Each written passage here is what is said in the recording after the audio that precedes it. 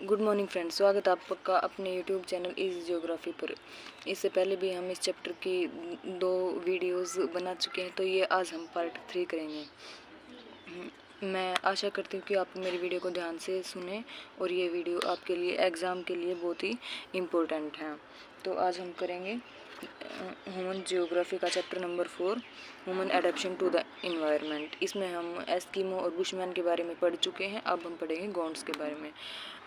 तो सबसे पहले इनकी परिचय देखते हैं कि गोंड लोग होते क्या हैं। संथाल के बाद भारत का दूसरा बड़ा जनजाति समूह है। प्राचीन समय में गोंड विस्तृत लैंड जिसे गोंडवाना लैंड के नाम से जाना जाता था, उस पर निवास करते थे। इनकी जनसंख्या 50 लाख है। तो इसका मतलब यह है कि जो गोंड लोग हैं वो संथाल जाति के बाद भारत का दूसरा सबसे बड़ा जनजाति समूह है। इसकी जनसंख्या 50 लाख है और ये लोग गोंडवाना लैंड से आए थे। मतलब गोंडवाना लैंड नामक जो स्थान था उस पर सबसे पहले ये रहते थे। और इसके बाद हम करेंगे निवास क्षेत्र। मध्य प्रदेश, छत्तीसगढ़, आंध्र प्रदेश तथा उड़ीसा के पठारी भागों में रहते हैं। इनका अधिकतम संकेंद्रण महाराष्ट्र के चंद्रपुर, मध्य प्रदेश के मांडला तथा छत्तीसगढ़ के बस्तर जिले में पाया जाता है। इनका निवास पहाड़ी व वन क्षेत्र है। लाल, पथरीली तथा रेतीली मिट्टी वाला प्रदेश है, जहाँ केवल मोटे अनाज उगाए जा सकते हैं। समुद्र तल से सामान्य ऊंचाई 700 से 800 मीटर है। तो आपको ये याद करने की किस किस स्थान पर अधिकतर निवास करते हैं, जैसे मध्य प्रदेश, छत्तीसगढ़, आंध्र प्रदेश, उड़ीसा के पठारी भाग। अगर आप इस प्रकार से इनको याद करते हैं तो आपके एग्जाम में मार्क्स भी अच्छे आएंगे और इम्प्रेशन भी अच्छा पड़ता है। इसके बाद हम करेंगे वनस्पति। इस प्रदेश की जलवायु शीत तथा आर्द्र है। यहाँ तापमान 15 डिग्री से 30 डिग्री सेल्सियस के बीच रहता है। वार्षिक वर्षा 125 से 150 सेंटीमीटर है। मानसून वनों में साल, शीशम, पलास, मालदू, तेंदू, महुआ, कुसुम व बांस के पेड़ उगते हैं। तो वनस्पतिज में देखेंगे हम कि वर्षा जो है 125 से 150 सेंटीमीटर तक होती है। मतलब कि वार्षिक वर्षा अच्छी होती है और साल, शीशम, पालस, मालदू आदि इस प्रकार के वन जो हैं पाए जाते हैं। और टेम्परेचर जो है वहाँ का 15 से 30 डिग्री सेल्सियस रहता है। मतलब कि टेम्परेचर भी अच्छा ही रहता है।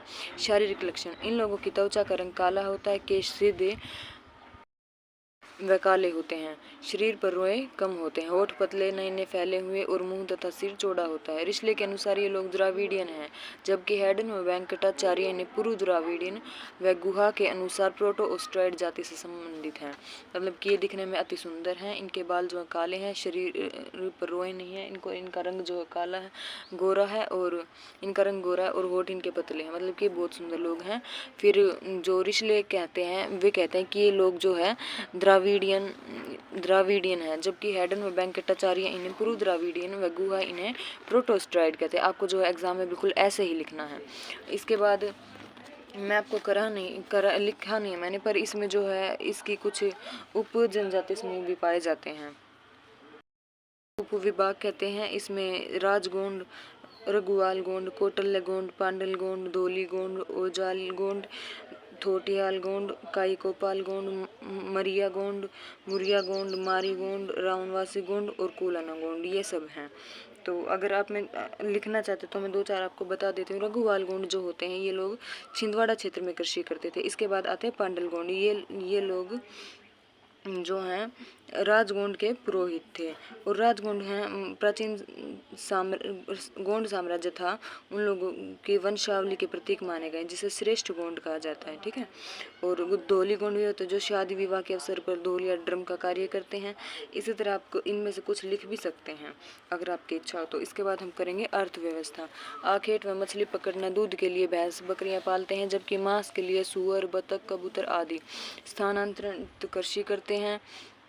अलग अलग स्थानों को अलग अलग नामों से जाना जाता है। पहाड़ी मुरिया, पेंडा, बस्तर के गोंड, दहिया, मरहम, मांडला के गोंड, इसे बीमरा बिवार भी कहते हैं। तो आपको ये बिल्कुल अच्छे से याद कर लेना, बहुत इंपॉर्टेंट है। ये जो पशुपालन का कार्य भी अच्छे से करते हैं। इसके बाद हम करेंगे भोजन। मोटे अनाज, फल, सब्जी, मांस, लाल चींटियाँ इनका प्रिय आहार है। जैसे कि बुशमन को जो है वे दीमक को चावल कहते थे, उनका वो प्रसिद्ध भोजन था। इसी प्रकार इनका जो लाल चींटियाँ प्रसिद्ध भोजन है। मोटे अनाज, फल, सब्जी, मांस आदि भी ये खाते हैं। टोडी व लौंगा नामक मदिरा त्योहारों पर अफीम, हशीश, तंबाकू, शहद आदि का प्रयोग भी करते हैं। ये लोग जो हैं ये अफीम वगैरह ये सभी खाते हैं, मतलब नशीले पदार्थों का सेवन भी करते हैं। इसके बाद हम करेंगे वस्त्र व आभूषण। ये लोग सूती वस्त्र पहनते हैं। भेड़ों व बकरियों से प्राप्त होने वाली ऊन से कंबल बनाए जाते हैं। शरीर को राख व रंगों से रंगते हैं। सिर पर पक्षियों के रंग पंख बांधते हैं जिससे सुंदर दिखते हैं। मूंगे व नकली मोतियों के आभूषण, एल्यूमिनियम की बालियां पहनते हैं। बांस के कंधे उपयोग करते हैं व शरीर पर टैटू का भी प्रचलन है। ये लोग जो है दिखावापन भी बहुत ज़्यादा करते हैं। इन्हें सुंदर दिखने का बहुत ही शौक है, इसलिए ये मोर की पंख वगैरह इनसे जो है सिर पर बांध लेते हैं और कानों में बालियां वगैरह पहनते हैं। बालियां जो एल्यूमिनियम की बनी होती हैं, उनसे ये कंबल बनाते हैं। भेड़ बकरियों से प्राप्त होती है वो ऊन। इसी प्रकार जो ये हैं ये आभूषण बनाते हैं। और कंघे, ये बहुत सारे कंघे बनाते हैं। इनमें जो सत्रियाँ होती है कंघे भी बांस से बनाए जाते हैं। और सत्रियाँ अक्सर विवाह के बाद जो शादी के बाद जो ससुराल वाले कंघा देते हैं वो उन्हीं कंघों को यूज़ करते हैं। तो इसी प्रकार हमने किया अब गोंड के वस्त्र और आभूषण। अब हम करेंगे घर तथा बस्तियाँ। गोंड जनजाति की बस्तियाँ तथा जल की भौगोलिक लक्षणों तथा जल की उपलब्धता पर निर्भर करती है। इनकी जो बस्तियाँ होती है वो जल पर और भौगोलिक दशाओं पर अधिक निर्भर करती हैं। इनकी बस्तियाँ नगले अर्थात पल्ली अर्थात छोटे छोटे घर होते हैं। पुजारी जो है उनके लिए स्थान चुनता है, मतलब घर वगैरह के लिए स्थान पुजारियों द्वारा चुना जाता है। घर जो है विशेषकर नदियों किनारे बसे ताकि पानी वगैरह की सुविधा हो सके। आक्रमण का विशेष भय नहीं रहता है। गोंड जनजातियों का गांव 50 झोपड़ियों का होता है जिसे तोला कहा जाता है। सुअरों के लिए बाड़ा होता है, भंडार अथवा कोठार होता है। औजार व उपकरण, फालियाँ, खुरपे, हल, दरातियाँ, कुल्हाड़ी, आखेट के लिए तीर आदि। इस प्रकार के औजार या उपकरण हम कह सकते हैं कि वो प्रयोग करते हैं। दरातियाँ फसल को काटने के लिए, फलियाँ, खुरपे जो कृषि के लिए और आखेट मतलब शिकार के लिए, इस प्रकार के औजार या उपकरण जो हैं प्रयोग किए जाते हैं। इसके बाद हम करेंगे सामाजिक व्यवस्था। पितृतंत्रीय समाज होता है।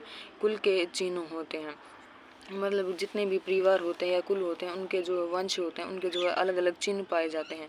परिवार एकांकी व संयुक्त होते हैं। कबाड़ी प्रथा कर्जा की प्रथा प्रचलित है जिसके अंतर्गत एक गरीब मजदूर अपनी बेटी के विवाह के लिए कर्जा लेता है, वह उसे मजदूरी द्वारा चुकाता है। पिता की मृत्यु के उपरांत उसके बेटे को मजदूरी करनी पड़ती है, अतः गरीब का बेटा गरीब ही रहता है।